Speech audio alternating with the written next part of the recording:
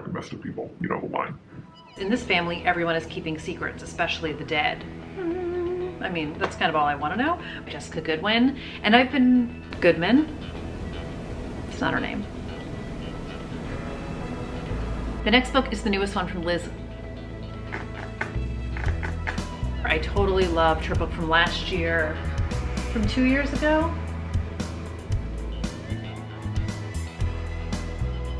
Hi everybody, it's Audrey and welcome back to Chapter and Converse. Today's video is going to be some new releases that are coming out in July that I am super jazzed about. So, obviously not an all-inclusive list. I know that as time goes on, I'm gonna realize that there's so many other books that I'm excited about. And I have to say, sidebar, that there are so many books that I missed in the first 6 months of the year when I did these videos. So I actually now have like a FOMO list of books that I wanna read because I'm hearing other people talk about them. But that's a story for another day. Today we're gonna talk about the July new releases, and here we go. So first things first, For Your Own Good by Samantha Downing. Hands down my most anticipated release of July. So I loved My Lovely Wife. I loved He Started It. She does dark and messed up people doing dark and messed up things in a way that I absolutely love. This one takes place at a private school and it follows Teddy, who wins the Teacher of the Year award. And I guess he kind of feels like he should have won it sooner because he pushes his students and I think he thinks he's the best. And then there is a murder of a parent on campus that a student starts to look into, and they start to look into Teddy's life, but he's not worried about it because he's the Teacher of the Year. And I'm guessing dark and messed up things ensue. So typical thriller mode. I don't want to know too much, but we've got a school setting, which I love, and we've got Samantha Downing. So this is going to be an auto buy for me. The next book is the newest one from Liv Constantine, and it's The Stranger in the Mirror. So this is about a woman named Addison, and it says she's about to get married, and she's a little bit apprehensive, and not because she doesn't dig her fiance, but because a couple years ago, she was found bleeding on the side of the road, and she has no memory of her life. So she doesn't exactly know who she is, and she hasn't recovered her memories.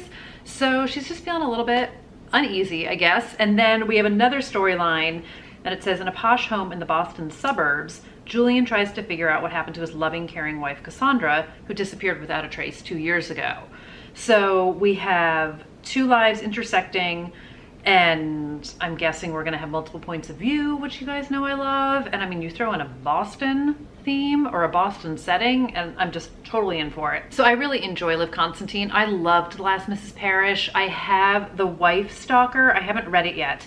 I didn't totally love The Last Time I Saw You, but I very much enjoy their writing. And again, you guys know the writing process and the writing side of things is a huge hook for me. So I very much enjoy their story, their sisters, and I'm just super jazzed about this book. So it sounds like a whole bunch of things that I would love, and I will definitely be checking it out.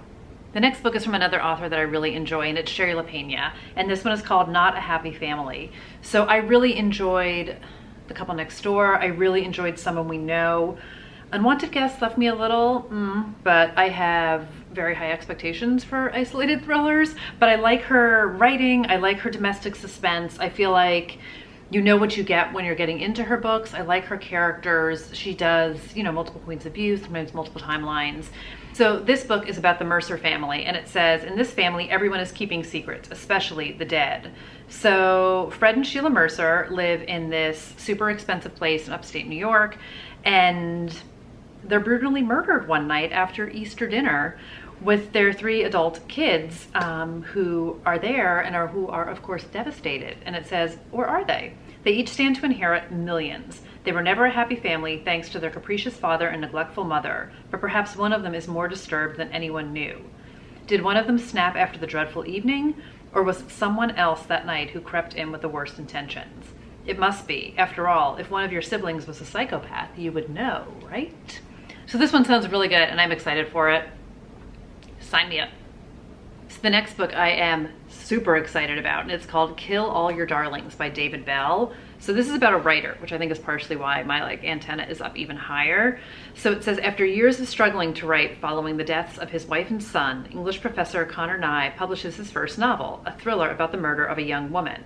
There's only one problem. Connor didn't write the book. His missing student did. And then she appears on his doorstep alive and well, threatening to expose him. then it gets a little bit more complicated because he publishes this book and then the cops show up on his doorstep and they're like, hey, you know that book you wrote about the murder of a young woman? It actually completely resembles an unsolved case. So he kind of implicates himself in a murder. Not only did he steal somebody else's book story, but he kind of sounds like he wrote a bit of a confession. So another murder occurs. He's got to clear his name. Horrifying secrets, suspenseful, provocative, academia, all the things. So it sounds like dark academia and dark and messed up people doing dark and messed up things, and you have a writer on top of it all. So it just sounds great. Sounds totally great.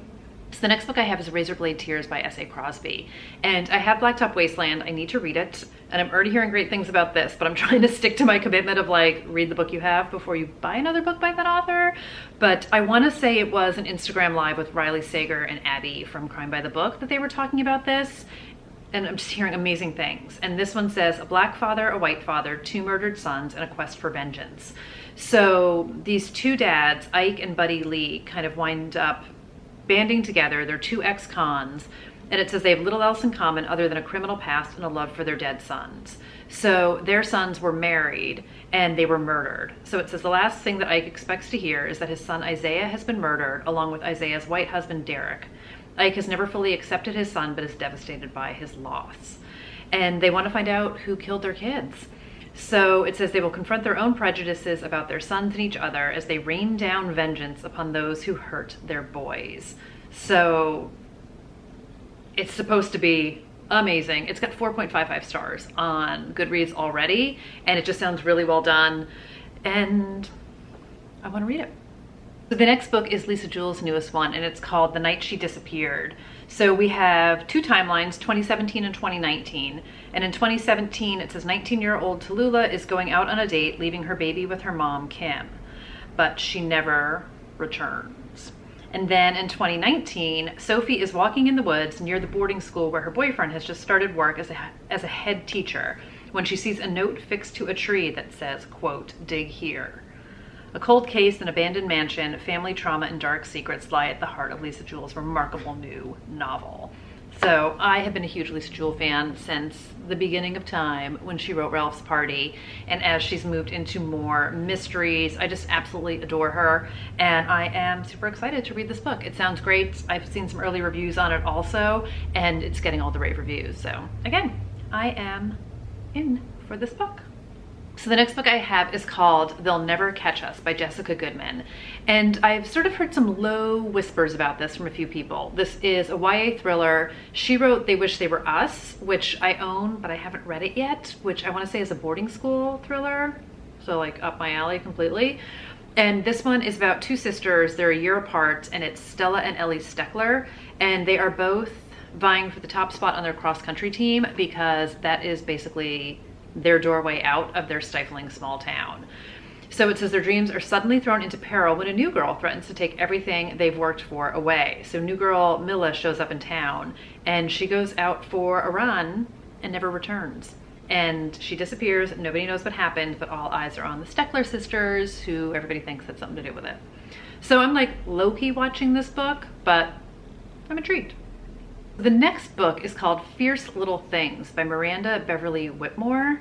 And I don't even know how I came across this one, but it is 2 timelines, and the quote says, it's time to come home, all 5 of you, or else.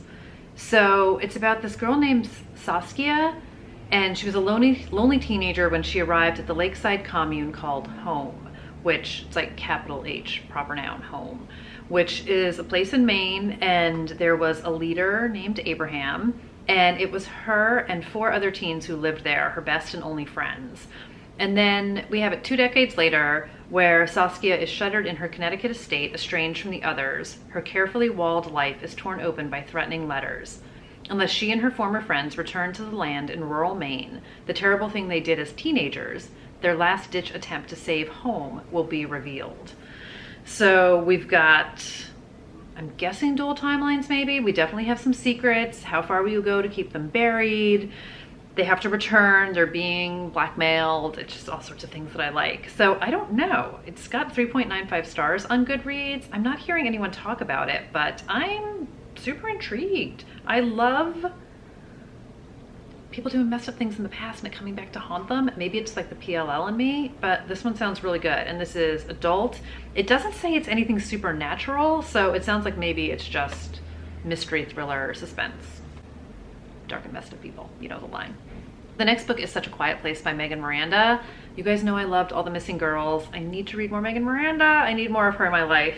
And this one is about a place called Hollow's Edge, and it said it used to be such a quiet place. So sort of like that picturesque, idyllic town, and then there is a brutal murder of Brandon and Fiona Truitt that really just kind of ruined the town. And it says the residents are trapped, unable to sell their homes, confronted daily by the empty Truitt house, and suffocated by their trial testimonies that implicated one of their own, Ruby Fletcher. But now, Ruby's back. So her conviction was overturned, and it says she waltzes right back to Hollow's Edge and into the home she once shared with Harper Nash. Harper, 5 years older, has always treated Ruby like a wayward younger sister, but now she's terrified. What possible good could come of Ruby returning to the scene of the crime? And how can she possibly turn her away when she knows that Ruby has nowhere to go? So it just sounds like all sorts of craziness happens, start to question what happened the night of the murder. And it says, when Harper begins receiving threatening notes, she realizes she has to uncover the truth before someone else becomes the killer's next victim. So, thriller, mystery, all the things, and I am intrigued to read it.